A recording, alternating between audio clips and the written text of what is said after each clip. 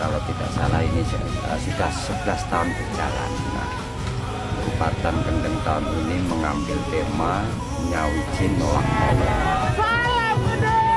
Mole yang terlihat yang kami alami saat ini adalah tambang, di mana di Rembang ini pertambangan sangat masif dan banyak sekali menjamur gitu kan.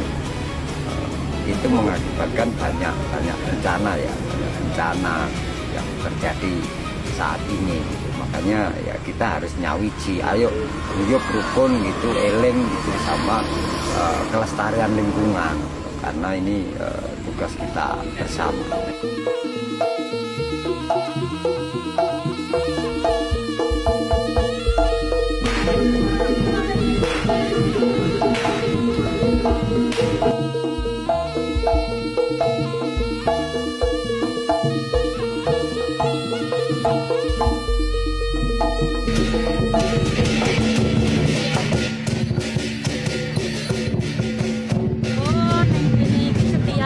Setiap barbogo seminggu priyoyo iki ana jenenge kupatan.